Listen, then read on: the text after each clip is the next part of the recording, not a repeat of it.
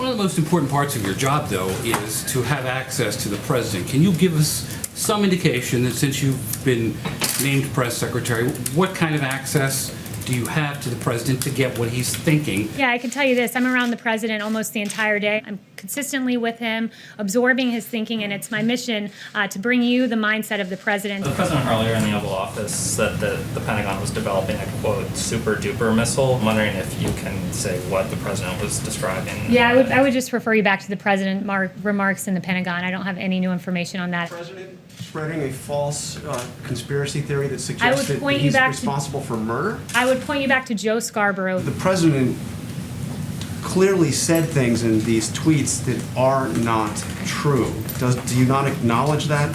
No, I don't acknowledge that. The president yesterday tweeted about he wants to mediate between India and China on the border dispute. What's the message president has to these countries?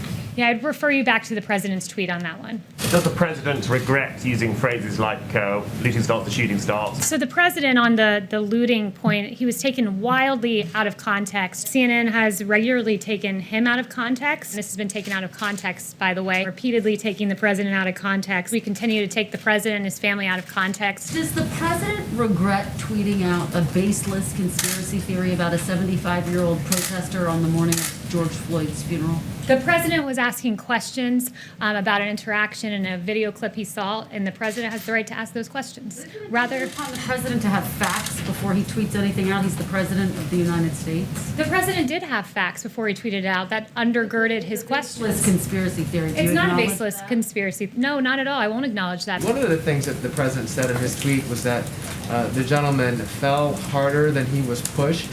How does that work in terms of physics? Look, the president raised several questions based on a report he saw. He has a right to ask those questions. The president has also both been tweeting and saying publicly on Monday that if the country just stopped testing, that there would be no or virtually no cases left. That doesn't make sense. Can you explain what he means by that? Yeah, it's entirely logical. When you do more testing, you identify more cases. You seem to suggest that if we weren't testing, then those cases wouldn't exist. Is that just a misunderstanding? That was not at all what he was saying. He was saying when you test, you end up identifying more cases. Is the president indicating that the right to peaceably assemble should not apply to his rally?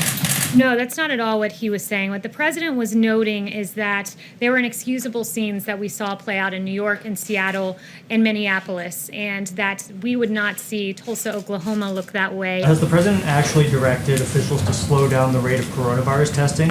No, he has not directed that. Saying that he told his people to slow down testing is not true? It was a comment that he made in jest. You said the president made that comment in jest, but when the president himself was just asked by a reporter like an hour ago, he did not say that he was just joking when he said that he told officials to slow down the testing. The president instead used that opportunity to extol the fact that we've done more than 25 million tests, that we're finding more people because we're doing more testing. Last July, President Trump declared himself the least racist person there is anywhere in the world. Why does he use racist phrases like the Kung flu? The president doesn't. What the president does do is point to the fact that the origin of the virus is China.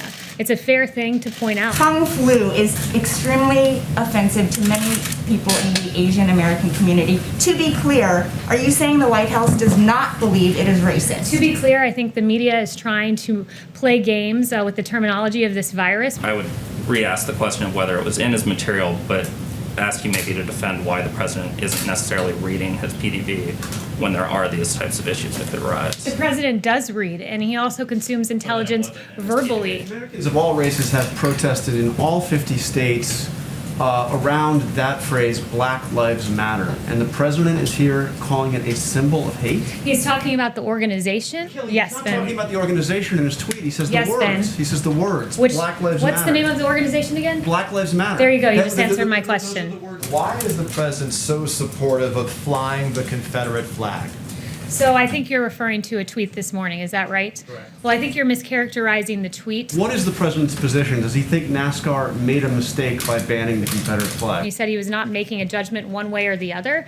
The intent of the tweet was to stand up for the men and women of NASCAR. Let's drill down on the Confederate flag. He wasn't making a judgment one way or the other. what is You're his position focusing on on that? one word at the very bottom of a tweet that's completely taken out of context. Again, you're taking his tweet completely out of context. And what about an Yeah. unambiguous statement on the Confederate flag? Are we capable of doing that? Look, the president has made clear he was not taking a position one way or the other in that tweet. Does the president worry at all that by downplaying the severity of the virus, that it will lead Americans to be less careful?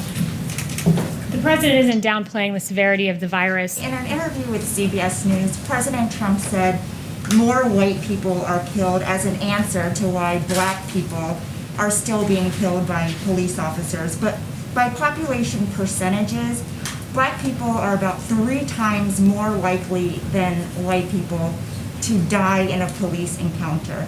If the president won't even acknowledge that, how can he fix the problem? The president has routinely acknowledged and expressed the absolute atrocity of the case of George Floyd, and his heart goes out to that family still.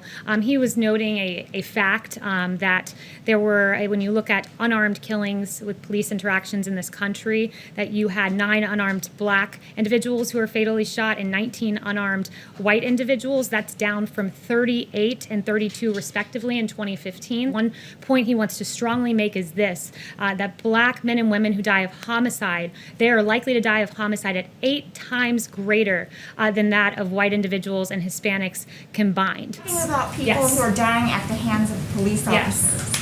Is the president, I guess I didn't follow the data that you were just referring to. Are you saying that the president did have data to back up his claim that more white people are killed by police officers than black people? Yeah, and I've already read out that data to you. I don't think we Yes. followed it.